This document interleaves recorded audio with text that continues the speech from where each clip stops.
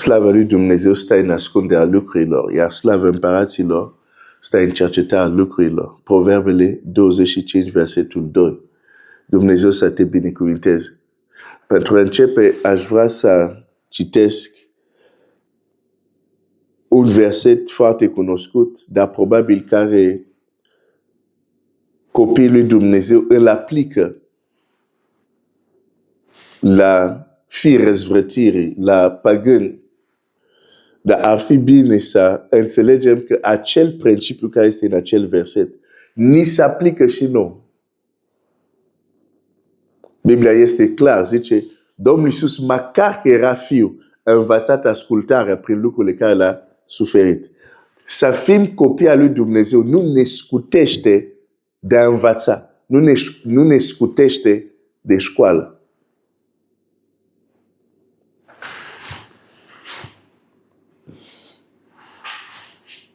Nu ne scutește să respectăm principiile lui Dumnezeu.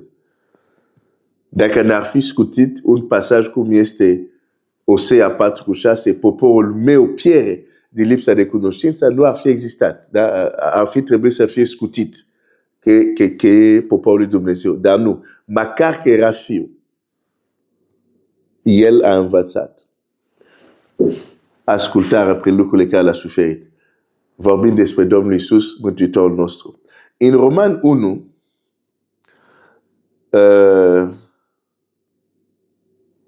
versetul 19.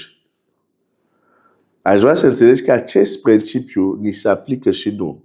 Biblia, nu la mânia lui Dumnezeu, imediat o să vezi la ce mă refer.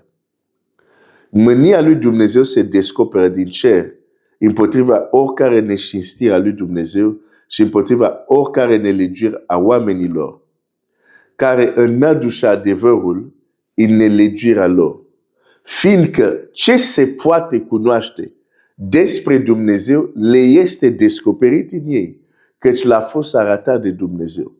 În adevăr, însușirile nevăzute ale Lui, puterea Lui veșnică și Dumnezeirea Lui se văd lămurit de la facerea lumii, când te uiți cu bagare de seamă la ele, în lucrurile făcute de El, așa că nu se pot dezvinovăți.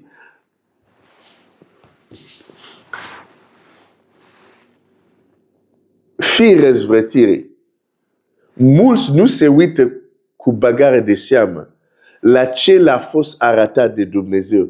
Dar asta nu este o scuză. Dumnezeu nu să spună, ok, e ok, n-ați fost atent.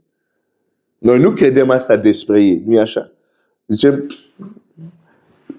l-a fost arătat, dacă vor să se uite, vor descoperi, dacă nu vor să se uite, Biblia este clar, nu se pot dezvinovăți.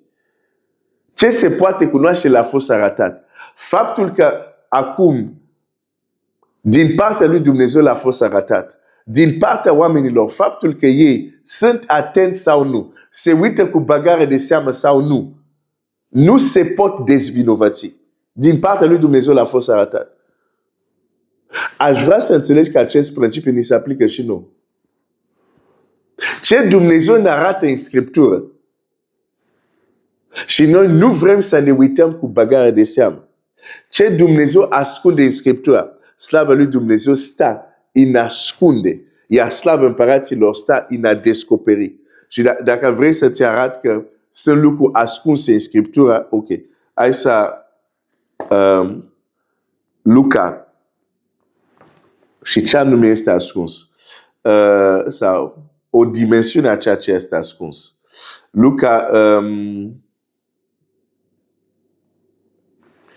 24.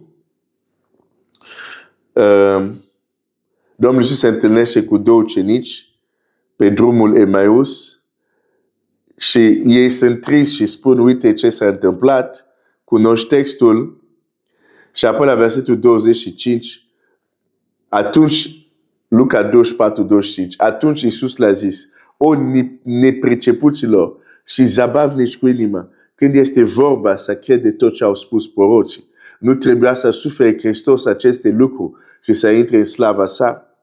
Și început de la Moise și de la tot proroci și l-a tălcuit în toate scripturile ce era cu privire la el. Aș vrea să-ți reamintesc, aici nu exista Noul Testament. Evanghelia lui Matei nu exista. Faptele Apostolilor nu exista. De scripturile, Biblia e foarte clară. Și de la început, de la Moise și de la tot proroci, în toate scripturile, l-a tălcuit în toate scripturile ce era cu privire la el.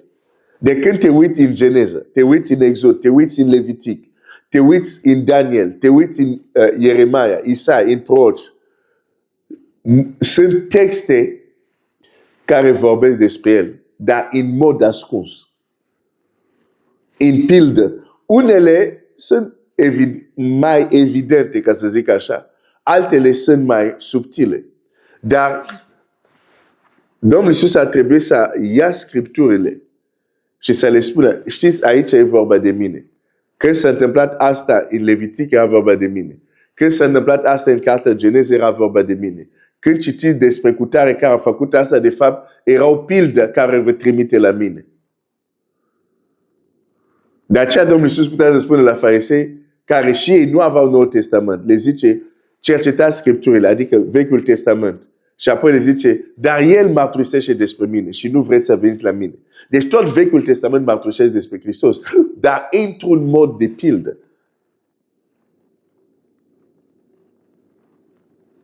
Acum,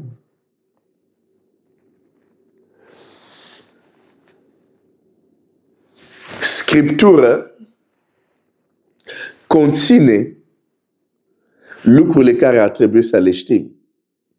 Din partea lui Dumnezeu, din moment ce Dumnezeu, prin harul său, a pus Biblia în mâna ta, după un anumit timp, Dumnezeu se așteaptă să știe anumite lucruri.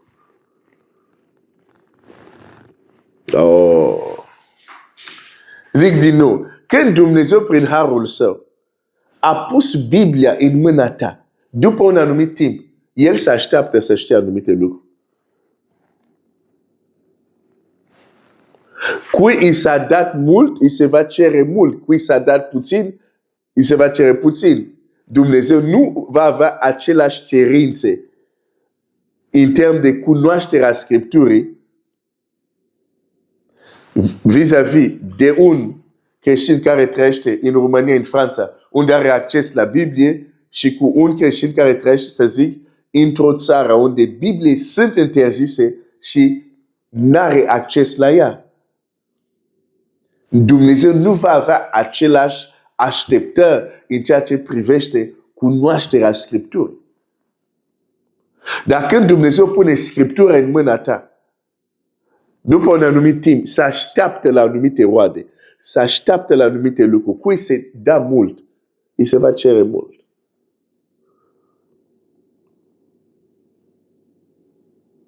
De aceea când Pavel descrie și zice, și judecata va începe în casa lui Dumnezeu, uneori nu realizăm cât de mult ni s-a dat și cât de mult ni se va cere.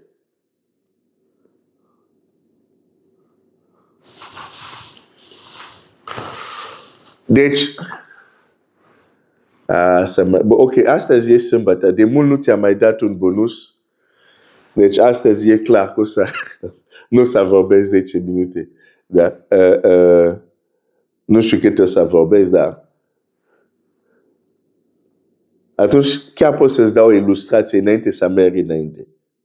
Dar înțelege acest lucru. La fel cum noi zicem, pe Dumnezeu l-a arătat, dacă nu vor să vadă, nu se pot dezluvăți. Aș vrea să înțelegi că principiul se aplică la noi. Dumnezeu a pus Biblia în mâna ta. Scriptura care ne arată anumite lucruri. Dacă nu vrem să ne uităm cu băgare de seamă, nu ne putem dezvinovați. Ok. Acum, hai să-ți arăt un exemplu. Ce înseamnă faptul că la unul Dumnezeu va cere mai mult decât la altul. Sunt multe exemple, dar hai să-ți dau unul. Dacă toți suntem în... am citit în Luca, hai să rămânem în Luca. Hai să rămânem în Luca. Dar cred că nu o să fiu lung astăzi. O să fiu un mic bonus. Nu o să vorbesc o oră. Pentru că e extrem de important. Și dacă vorbesc o oră, unii o să putea să... Ai. E chiar, cum să spun, punctul nostru slab. Ceea ce încerc să transmit. Da? Hai să-ți dau acest exemplu și apoi să mergem un pic înainte. În Luca, este un text care l-am mai împărtășit, dar am împărtășit dintr-un anumit punct de vedere. Apoi, acum o să împărtășesc dintr-un alt punct de vedere care ne interesează în această dimineață. Știi când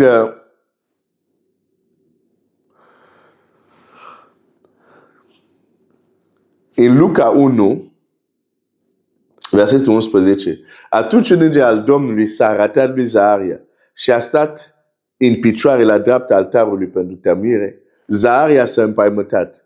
Când l-a văzut și l-a apucat frică. Dar îngerul i-a zis, nu te teme, Zahariu, fiindcă rugăciunea ta a fost ascultată. Nevasta ta, Elisabeta, îți va naște un fiu care îi vei pune numele Ioan. El va fi pentru tine o pricină de bucurie și mulți se vor bucura de nașterea lui. Bun. Versetul 18. Zaharia a zis îngerului, din ce voi cunoaște lucrul acesta? Pentru că Zaharia era într-un context care chiar el îl descrie. Zice, fiindcă eu sunt bătrân și nevasta mea este înaintată în vârstă. Bun. Mă opresc mai întâi aici. Hai să mergem și o să ne întoarcem la versetul 19. Dar hai să mergem la versetul 26. În luna 6, îngerul Gavril, exact același înger, a fost trimis de Dumnezeu într-o cetate din Galileea, numită Nazaret, la o fecioară logodită cu un bărbat numit Iosif din casa lui David. Numele fecioarei era Maria. Îngerul a intrat la ea și a zis, plecăciune ție care s-a făcut un mare har. Domnul este cu tine, binecuvântat ești între femei. Când am mai vorbit despre acest lucru, comparație cu ce se întâmplă cu Zaharia și cu Maria, am vorbit din perspectiva măsură de har care fiecare a avut. Acum o să vorbim de o altă perspectivă. Și iată că vei rămâne însărcinată și vei naște un fiu care vei pune numele Iisus. El va fi mare și va fi chemat Fiul Celui Preînalt și Domnul Dumnezeu îi va da scaunul de domnie al tatălui său David. Versetul 34. Maria a zis îngerului, cum se va face lucrul acesta, fiindcă eu nu știu de bărbat? Același înger cu un mesaj asemănător. Zaharia reacționează la fel ca și Maria. Sau Maria reacționează la fel ca și Zaharia. Zaharia zice, cum să se facă asta că eu sunt bătrân? Maria zice, cum o să se facă asta că eu nu cunosc încă bărbați? Adică, în ambele situații, să rămâne însărcinat era era ceva de neașteptat. Exact același înger. Dar uite cum reacționează la Maria și uite cum reacționează la Zaharia. Uite, la Maria, când ea întreabă asta, îngerul i-a răspuns, Duhul Sfânt se va coborî peste tine și puterea celui prea înalt te va umbri. De aceea Sfântul care se va naște din tine va fi chemat Fiul lui Dumnezeu. Da? Nici o problemă. Hai să ne întoarcem la 19. Drept răspuns. Deci după ce Zaharia întreabă și el, dar cum se va face că eu sunt bătrân și nevasta mea e înaintată în vârstă? Probabil depășise deja perioada unde ea mai putea să rămână însărcinată. Deci, întrebarea lui era legitimă. Dar uite răspunsul îngerului.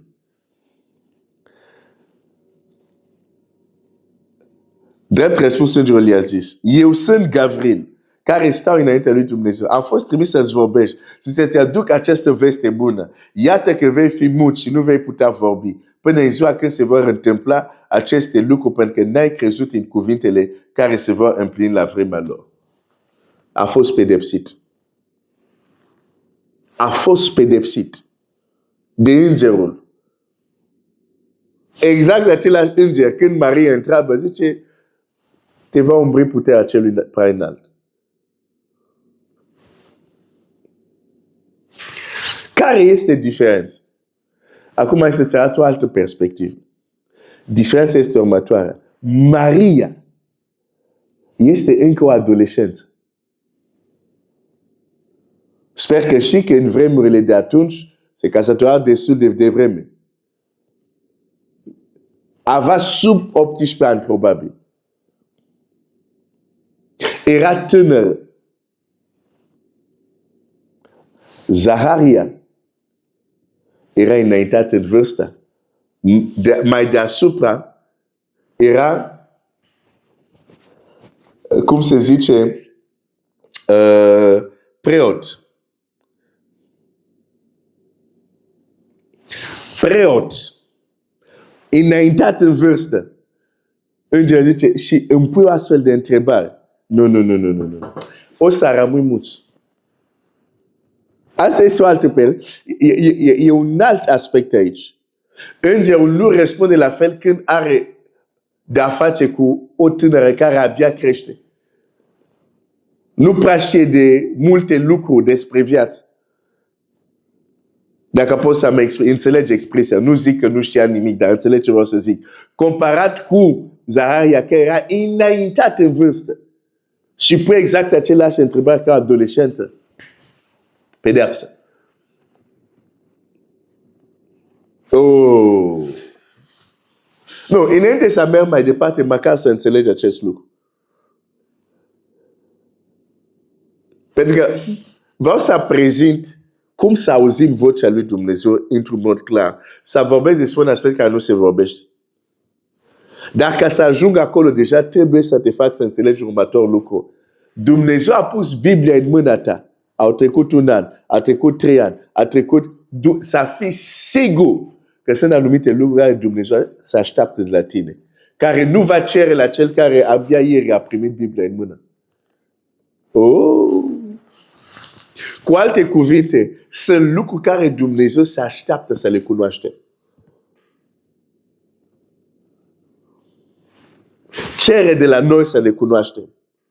Evrei zice, voi care de mult trebuia să fiți învățători, sunteți ca copii. Ok, hai să citesc un alt text. Aici chiar e Domnul Iisus care vorbește. Aș vrea să înțelegi că mulți dintre noi deja, dacă am fi să primim o scrisoare de la Domnul, cum au primit cei din Apocalipsa și îngerii din bisericile Apocalipsa, îngerii din bisericile din Asia, din Apocalipsa, partea asta unde zice ce am împotriva ta. Și că era partea asta, mai mulți au primit ce am împotriva ta. Cred că la mulți dintre noi o să fie de mult ai Biblia. Ai Biblie. Dar încă nu cunoști anumite lucruri de bază. Pentru că nu ți-ai dat silința să cauți. Pentru că n-ai făcut ca Daniel. Când și-a pus inima să înțeleagă. Chiar un înger a venit să explice. Știi că sunt anumite lucruri care nu le înțelegem. E tot din vina noastră, pentru că ceva nu am făcut. Nu am pus inima să înțelegem. Pentru că atunci când un om își pune inima să înțeleagă, Dumnezeu trimite un înger. Fie că acel înger locuiește în cer, fie că acel înger e un trimis de pe pământ. Dumnezeu va trimite cineva să-ți explice. Dacă îți pui inima să înțelegi, cum face etiopianul, Dumnezeu a trimis Filip. Daniel așa mult și-a pus inima să înțeleagă că a intrat în post. Postul lui Daniel nu era pentru izbândă, victorie, prosperitate. Nu, postul lui Daniel era ca să înțeleagă. Ai. Asta e altă dimensiune. Nu a postit ca să obțină ceva, nu, a postit ca să înțeleagă. De aceea, inima lui, de când ți-ai pus inima să înțelegi, a pus toată ființa lui pentru a înțelege. Deci, de-aia Dumnezeu zice, poporul meu pierde lipsa de cunoștință și apoi zice, fiindcă ai lepădat cunoștința. Deci lipsa de, ascultă-mă copil de Dumnezeu, lipsa de cunoștință în viața noastră e tot mereu legat de o lepădare a cunoștința. Există un mod de a trăi, există niște obicei, există un mod de a gândi prin care noi lepădăm cunoștința, care întreținem ignoranță.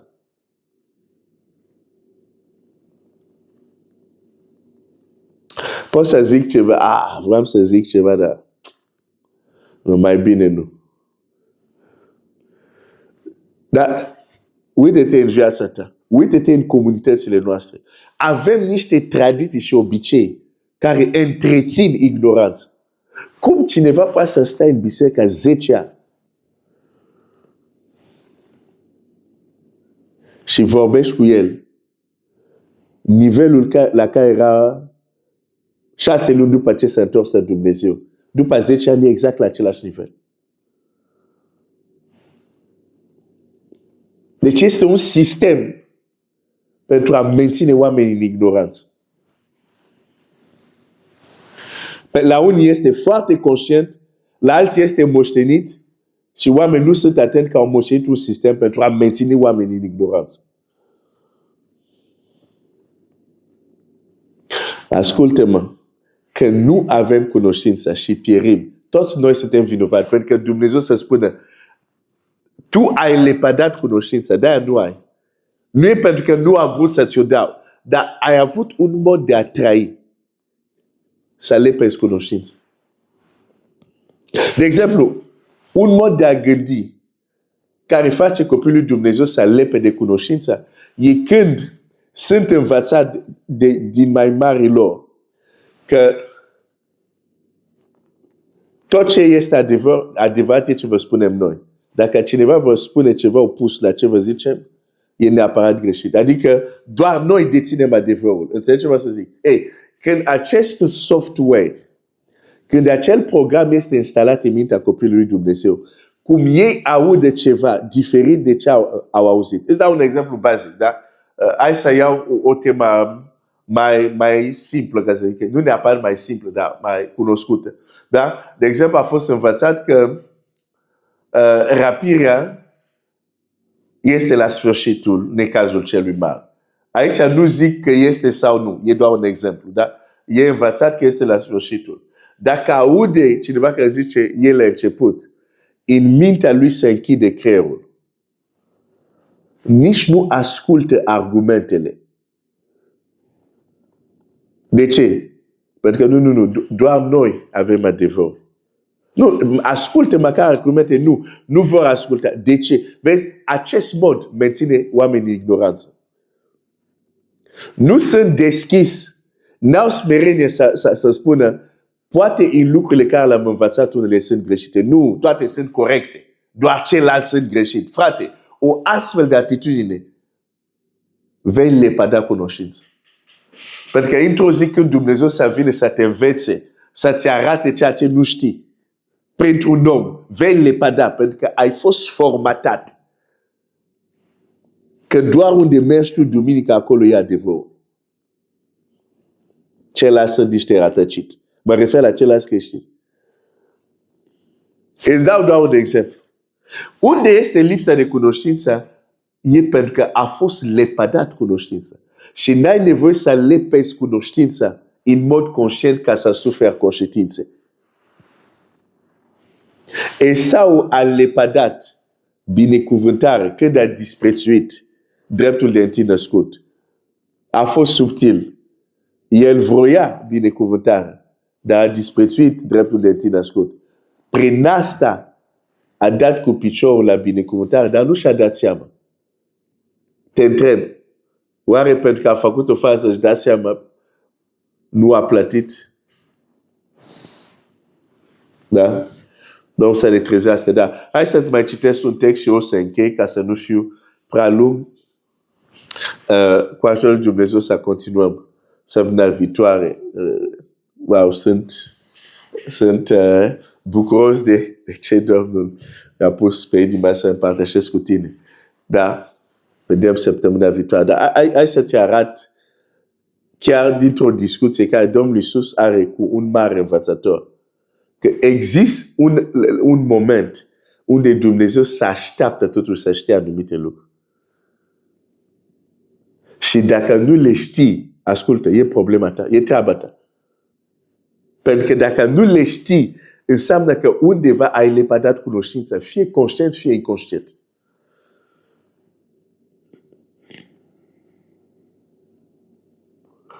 Iată un alt mod cum oamenii lapădă cunoștința. Crezul lor e mai important decât Scriptura. Unde crezul lor zice ceva care Scriptura spune altceva, e mai important ce a zis crezul lor. E mai important ce a scris nu știu ce teolog decât ce a zis Iisus Hristos. Sistem de menținere oamenii în ignoranță. Știi că poți să menții oamenii în ignoranță și le dai iluzia că ei învață ceva pentru că le dai niște informații. Dar ei rămân ignoranți. Pentru că ce trebuia să știe ei nu știu. Dar sunt pline de alte informații. Uite, când Domnul Iisus în Ioan 3,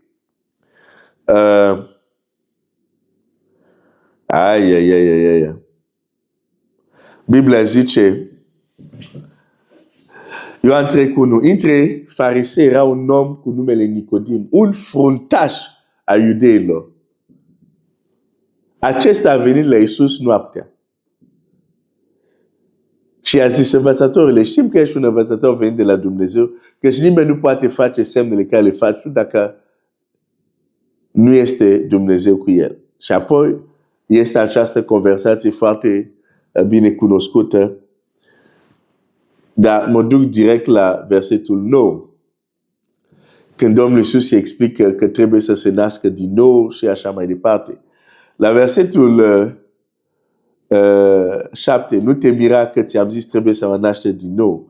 Versetul 9, Nicodim i-a zis, cum se poate face așa ceva? Da? Suntem cam întrebări similare la Zaharia. Cum o să se facă? Sunt bătrân, femeia mea, soția mea înaintată în vârstă, Maria, cum o să se facă? Nu cunosc de bărbat. Și aici Domnul Iisus vorbește de nașterea din nou, de importanța nașterii din nou. Și Nicodim, nu doar că era un farisei, era un fruntaș. Era un fruntaș. Avea poziție la Uniunea Fariseilor. Fruntaș. Domnul Iisus îi vorbește despre nașterea din nou. Și zice, cum se poate face așa ceva?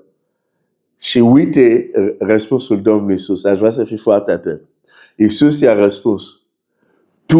Tu ești învățătorul lui Israel și nu pricepi aceste lucruri. Domnul Iisus e șocat.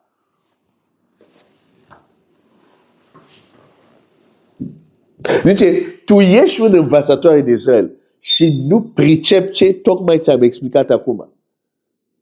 Cu alte cuvinte, poziția lui de fruntaș, poziția lui de fariseu, Domnul Iisus s-a așteptat totuși cât de cât să aibă o anumite cunoștințe. Și nu se întâmplă doar cu Nicodim, se întâmplă și cu ucenici, când le zice, tot nu aveți credința, după minunea asta, tot nu înțelegeți, cu alte cuvinte, după ce le expune la anumite experiențe, Domnul Iisus s-a aștepta să priceapă, să se aprindă becul. Dar îi dădea seama că nu s-a aprins încă. Crezi că noi suntem diferiți?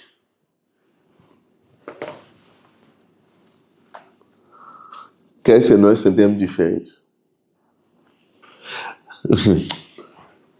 Deci, dintr-o parte, cu un mod de a gândi greșit, bine, instalat, bineînțeles, de oameni care știu foarte bine ce fac, un mod de... Uite, Pavel zice, când eram copil, vorbeam ca un copil, gândeam ca un copil, raționam. Nu știu dacă în limba română zice, dar în original este vorbeam, gândeam și raționamentul meu era rațional. Înțelegerea mea și raționamentul era de copil. Deci există raționament de copil. Există înțelegerea copilărească. Și zice, când am făcut mare, am lepădat ce era copilăresc. Unii, în loc să lepede ce este copilăresc, lepădam cunoștința. Ce ne-a fi ajutat să fim maturi. Și acum aș vrea să te întreb.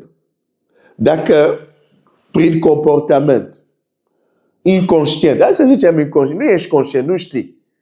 Ești inocent, ești zapadă alb. Dar, inconștient, ai lepădat cunoștința și lepezi cunoștința într-o parte. În altă parte, Doamne, vorbește-mi, Doamne, care este voia ta în situația asta? Doamne, vreau să aud glasul tău. Te întreb, tu crezi că vei auzi glasul lui Dumnezeu? Dacă nu știi răspunsul, uite-te la experiența ta. Ia să-ți răspundă. Dumnezeu să te binecuvinteze.